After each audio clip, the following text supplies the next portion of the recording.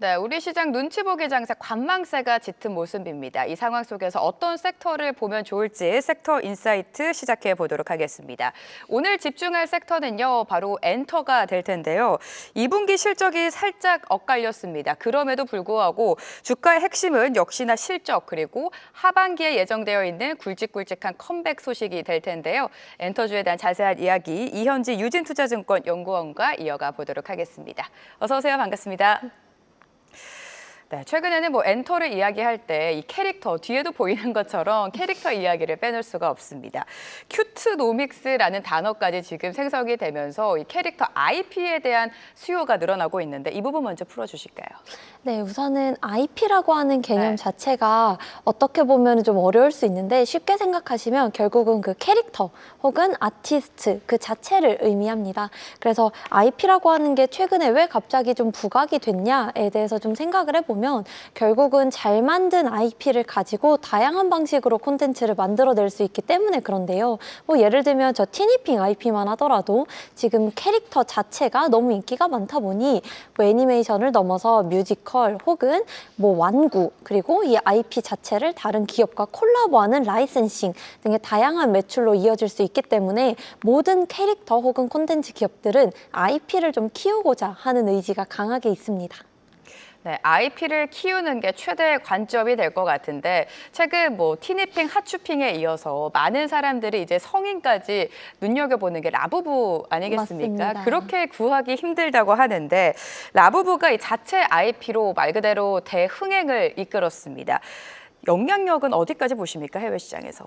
우선은 네. 라부부의 영향력이 지금 강남이나 이런 어마어마하죠. 네. 지하상가 가보시면은 라푸푸, 라보보 이런 여러 가지의 변형된 그런 모델들도 많이 나오고 있습니다. 그러니까 다시 말해서 이 IP 자체가 굉장히 빠른 속도로 화제성을 얻고 있다라고 보시면 되는데 우선 작년 말 기준으로 라부부는 원래 2019년에 출시가 되고 나서 팝마트에서 그렇게까지 유의미한 매출을 기록하던 IP가 아니었는데 이제 24년 4월에 블랙핑크의 리사라는 분이 SNS에 이제 라부부를 업로드를 하면서부터 라부부의 인지도가 올라가기 시작을 했고 24년도 작년 연간으로는 30억 위안의 매출 그러니까 거의 1년 만에 10배 이상의 매출 성장을 이끈 주요 IP로 자리를 잡았습니다. 그리고 지금 라부부 같은 경우는 지금 팝마트에서 원래는 그렇게 인기가 있지 않다고 말씀드렸잖아요. 작년 말 기준으로 팝마트에서 이제 1위 매출을 기록하는 IP가 되면서 지금도 팝마트의 주가와 실적을 좀 견인하는 메인 IP다라고 보시면 되겠습니다. 지금은 라부부가 흥행을 하고 있지만 이전 과거를 우리가 돌이켜보면 가장 큰 이 IP의 최대 승자는 산리오가 되겠죠. 저 어린 시절부터 산리오는 굉장한 인기를 끌었던 것 같은데 헬로키티는 50년이 지금 넘었다고 합니다. 지난 주가 추세도 굉장한 상승세를 보여줬는데 이렇게 주가 강세를 이끈 요인 어디서 찾고 계십니까? 결국은 실적입니다. 실적. 결국은 네. 팝마트도 그렇고 산리오도 그렇고 이 IP라고 하는 다양한 캐릭터들이 얼마나 돈을 많이 벌어들이느냐가 중요할 텐데 사실 산리오 같은 경우에 작년 2분기부터 실적 개선이 굉장히 가파르게 이루어졌는데요. 그 배경이 헬로키티가 작년에 50살을 맞이해서 50주년 이벤트를 좀 크게 했었는데요. 그러면서 헬로키티를 바탕으로 해서 미국을 비롯한 글로벌 시장에서 로열티 매출이 많이 올랐습니다. 로열티 자체가 아무래도 순매출성 그러니까 원가를 수반하지 않는 이익 기여가 높은 매출이기 때문에 이 IP가 얼마나 강하냐에 따라서 로열티가 더 높아질 수 있는데 이제 작년에 그런 식으로 산리오에서 헬로키티를 좀 의도적으로 많이 좀 노출을 시키면서 이익 개선을 이끌었던 게 이제 주가로 좀 이어졌고요. 올해 같은 경우는 이제 산리오에서 이 재미를 봤잖아요. 그래서 마이멜로디랑 쿠로미라고 하는 그 다음 IP가 있습니다. 이래봬도 마이멜로디가 이제 50살이시거든요. 또 언니이신데 이제 쿠로미는 20살. 그래서 헬로키티에서 봤었던 이 이벤트들을 이제 올해는 마이멜로디 쿠로미로 좀 많이 확대를 하고 있고요. 사실 넷플릭스에서만 보시더라도 저번 주죠. 목요일에 마이멜로디 쿠로미 애니메이션이 공개가 됐는데 사실 산리오는 애니메이션을 만드는 회사가 아님에도 이런 식으로 애니메이션을 만들고 있다라는 거에서 우리가 확인할 수 있는 점은 IP를 키우는 게 중요하구나. 이런 식으로 좀 알 수 있습니다. IP를 키우는 게 가장 중요한 것 같습니다. 헬로키티가 50살이라면 그 뒤를 이으는 20살 크로미도 지금 인기를 끌고 있고요. 국내로 와보면요. 핫쇼핑, 티니핑이 있죠. 모든 단어 뒤에 지금 핑자를 붙이면서 어린이 아이들은 티니핑 SMG 엔터에 좀 열광을 하고 있는 모습인데 하반기에도 이 티니핑 IP의 성장세가 이어질 수 있을지 그 부분도 좀 의문이 어떻습니까? 이어질 거예요. 네. 우선은 파산핑이라고 부모님들께. 네, 이 파산핑이 또 새로운 시즌이 돌아오거든요. 그렇기 때문에 이 성장세는 계속 이어질 텐데 이제 단기적으로 조금 고민하셔야 되는 부분은 당연히 실적은 좋습니다만 8월 18일에 이제 그 CB 물량이 좀 전환되는 물량이 나올 게 있습니다. 그래서 전체 주식수의 한 15% 정도 되는 물량이고요. 전환가가 이제 23,000원대에 있기 때문에 뭐 전환을 안 하실 수도 있겠으나 이제 대부분의 물량들이 좀 전환이 될 거다라고 보고 있기 때문에 당연히 실적은 좋을 수 있고 그리고 2분기도 뭐 1분기에 비해서는 뭐 플랫한 성장일 수 있지만 그래도 나쁘다는 건 아니지만 기왕이면 이런 12 전환 이후 그러니까 8월 지나서 9월 정도에는 조금 다시 매수 비중을 확대하기에 좋지 않나라고 생각을 하고 그 시기가 또 좋은 게 뭐가 있냐면요. 9월 달에 이제 또 새로운 시즌이 도래하는데 위시캣이라고 하는 그 고양이가 주인공인 그 애니메이션이 있습니다. 이 위시캣의 시즌2가 이제 9월 달에 또 새로 나오는 게 있고 보시는 것처럼 저 티니핑의 6 새로운 시즌이 올해 10월 달에 또 공개가 됩니다. 어쨌든 이런 캐릭터 기업들은 새로운 IP가 공개되면서 또 새로운 매출이 발생하기 때문에 티니핑 IP의 성장은 계속 이어질 수밖에 없고 그리고 지금 7월 달부터 SM의 하츠투하츠라고 하는 걸그룹이랑 티니핑이랑 콜라보한 MD 판매가 이루어지고 있습니다. 그래서 어쨌든 7월부터 판매가 이어졌기 때문에 3분기 실적에 좀 어느 정도 기여할 거라 보고 있어서 쌈지엔터 같은 경우는 2분기도 좋겠으나 이제 모든 악재들이 조금 반영된 이후인 9월 달에 조금 더 마음 편하게 비중을 좀 확대하시는 게 어떨까 말씀드립니다. 쌈지엔터, SMG엔터는 지금 시점에서 신규 매수 접근보다는 9월까지 좀 기다리자라는 전략을 세워주신 것 같습니다. 여전히 실적 모멘텀이 부각되고 있다는 점 참고해 보시기 바라고요. 엔터주로 넘어가 보도록 하겠습니다.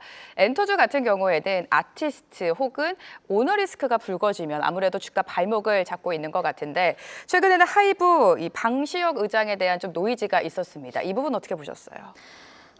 참 엔터들이 너무 좋았는데 그동안 이게 흐름세를 살짝 좀 한풀 상승세가 꺾였었던 그런 내용이지 않았나 싶습니다. 아무래도 이제 CEO 리스크 자체는 우리가 예측할 수 없는 부분이기 때문에 하이브를 시작으로 사실 또 얼마 전에 YG에서도 이제 양현석 대표의 그 뭐 이런 내용들이 좀 있었고 그래서 사실 하이브 같은 경우는 이런 CEO 리스크는 저희가 예측을 할 수가 없습니다. 어차피 주가에는 반영이 됐고 내용은 나왔기 때문에 그리고 이 관련된 내용이 엄청나게 길 거예요. 단기간에 이 결론이 나지 않을 겁니다. 그렇기 때문에 하이브를 보실 때는 이런 리스크보다는 앞으로 나올 아티스트가 언제 어떤 식으로 컴백을 할지 어떻게 실적을 견인할지 이런 아티스트 컴백, 본업 중심으로 조금 집중을 해보시는 편이 좀 더 괜찮지 않나 생각을 합니다. 네, 오너 리스크는 저희가 사실 예상할 수 없는 거기 때문에 좀 실적에 집중을 하면 좋을 것 같다라는 생각이 드는데요. 2분기 하이브 실적에 대한 전망과 함께 앞으로의 상승 모멘텀, 재료는 어디서 찾고 계십니까? 2분기가 사실 활동들은 많았거든요. 그런데 이래저래 좀 비용들도 같이 많이 나와서 기대치보다는 조금 하회하는 실적을 기록할 것으로 전망을 합니다. 이유가 2분기 때는 이제 뭐 세븐틴 같은 경우에는 또 10주년을 맞이해서 페스타 관련한 비용이 좀 일부 드는 것도 있고 또 새로 보이그룹이나 걸그룹, 그러니까 신인이 데뷔하게 되면은 좀 이래저래 비용이 많이 발생을 하는데 2분기 때 좀 새로 데뷔한 일본 보이그룹도 있고 이제 데뷔를 준비할 라틴 그룹도 있기 때문에 그리고 이제 위버스콘도 진행을 하면서 이래저래 조금 비용이 많이 나옵니다. 그래서 2분기는 어차피 실적이 좋지도 않았고 그리고 CEO 리스크도 같이 부각되기 때문에 오히려 주가 수준이 조금 많이 빠져서 3, 4분기를 기대하기에는 조금 괜찮은 구간까지 빠졌다라고 해석을 해볼 볼 수 있습니다. 그래서 하이브 같은 경우는 뭐 방탄소년단의 컴백이 내년에 있는 것도 있고 또 3분기부터 그 다음으로 중요한 또 세븐틴이라는 IP의 월드 투어까지 또 3분기부터 이어지기 때문에 하이브는 2분기보다는 이제 3분기를 중심으로 조금 보시는 게 좋지 않나 말씀드립니다. 네, 하이브는 2분기보다는 3분기 하반기가 조금 더 기대된다. 다들 아시는 것처럼 BTS 멤버 전역이 다 전역을 했고 내년에 단체 활동을 앞두고 있고요. 언급해 주신 세븐틴의 해외 공연까지 하나의 모멘텀이 될 것이다. 이렇게 정리해 주셨고요. 엔터 4사 하나씩 좀 풀어가 보도록 하겠습니다. YG도 봐야 될 것 같은데요. YG 역시 2분기보다는 3분기의 실적이 조금 더 기대되는 상황이고 여러 가지 모멘텀이 있겠지만 최근에 뭐 블랙핑크가 해외 공연을 시작하지 않았습니까? 맞습니다. 네. 그래서 YG도 마찬가지입니다. 2분기가 뭐 활동한 가수가 많지 않았기 때문에 엔터사들 중에서 가장 좀 비는 분기를 네. 보냈던 회사입니다. 그래서 YG를 보실 때도 아마 지금도 2분기의 실적 기대감보다는 3, 4분기로 이어지는 기대감 때문에 YG를 좀 더 좋게 보시는 분들이 많지 않을까 생각을 하는데요. 사실 YG 같은 경우는 블랙핑크가 이제 7월 초부터 공연을 시작했기 때문에 블랙핑크의 공연 관련한 수익이 3분기부터 온기 반영이 됩니다. 그러네요. 오히려 내 2분기 실적이 조금 부진하다는 점이 YG를 매수하는데 오히려 더 좋지 않나라고 생각을 하고 최근 엔터사들 트렌드가 결국은 MD거든요. 공연이 많아지는 것도 중요하지만 공연에 따른 MD 매출의 성장이 얼마나 많이 나오냐가 결국은 더 중요한 영향을 미치는데 YG 같은 경우는 이제 블랙핑크가 공연을 정말 크게 돌고 있기 때문에 공연 성장에 따른 MD의 확대가 또 올해 중요한 포인트가 됩니다. 그래서 엔터 3사를 봤을 때 분기 MD 매출 500억을 향해서 다 달려가고 있는데 아무래도 MD 단에서 가장 성장 폭이 크게 가파르게 나올 만한 회사가 네. YG 엔터이기 때문에 YG는 2분기보다는 3분기와 4분기로 이어지는 하반기 실적을 좀 더 기대를 해볼 만합니다. 네, 블랙핑크가 지금 대규모 해외 공연을 하고 있고 MD 확대가 3분기에 그대로 반영이 되면서 수익성 개선이 기대된다. 역시나 마찬가지로 3분기를 좀 기대해보자라는 전략 세워주셨고요. JYP 엔터도 봐야겠죠. JYP 엔터도 마찬가지로 하반기가 더 기대가 되지만 그래도 다른 경쟁사 대비해서는 2분기에 좀 견조한 실적이 예상이 되고 있습니다. JYP 엔터의 투자 전략은 어떻게 가져갈까요? 그래서 JYP 네. 엔터도 결국은 MD와 공연이 어느 분기에 몰려있냐가 중요한 포인트거든요. JYP는 2분기와 3분기가 올해 중에 가장 좋은 분기 실적을 기록할 걸로 전망을 하는데 아무래도 2분기와 3분기에 회사 매출의 대부분을 벌어들이는 스트레이키즈와 트와이스의 활동과 공연이 몰려있기 때문에 그렇습니다. 마찬가지로 공연에서 스트레이키즈가 이제 대규모 스타디움 투어를 하는 건 맞는데 관건은 MD가 얼마나 성장하냐에 따라서 이 회사의 실적 자체가 좀 더 달라질 수 있기 때문에 JYP 엔터 같은 경우는 2분기와 3분기 실적을 좀 기대해 보시면 좋겠습니다. 네, JYP 엔터까지 확인해 주셨고요. SM도 보도록 하겠습니다. SM 같은 경우에는 뭐 SM 3.0이라는 게 있잖아요. 3년 차에 지금 접어들었고 올해가 좀 마지막 해인 만큼 수익성 개선에 대한 기대감이 높아진 상황인데 SM 지금 담아도 되는 겁니까? 그래서 SM이 이제 카카오가 최대 주주로 바뀌면서부터 SM 3.0이라고 하는 전략을 좀 만들기 시작을 했습니다.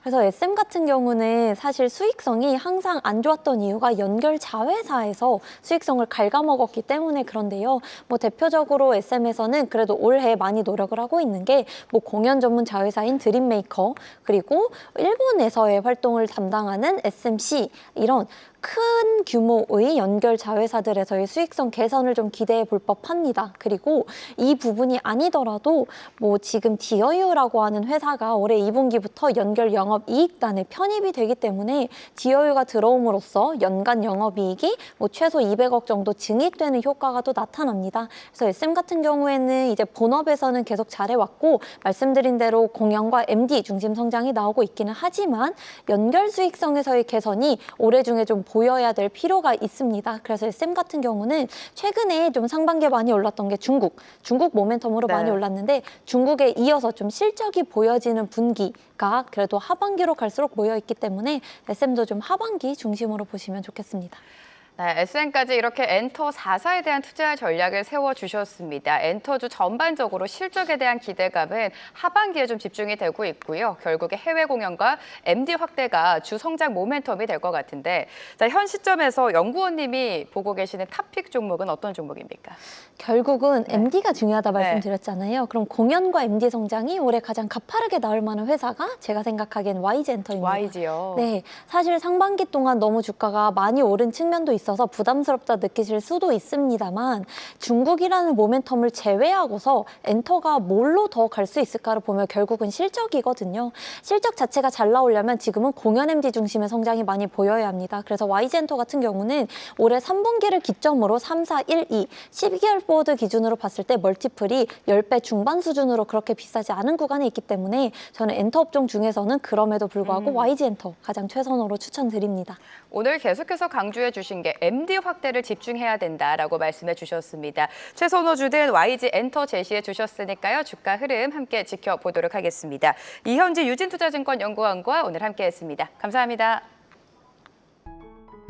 계속해서 다양한 경제 이슈를 알고 싶다면 구독과 좋아요, 알림 설정 부탁드립니다. AI 캐스터 권미정이었습니다.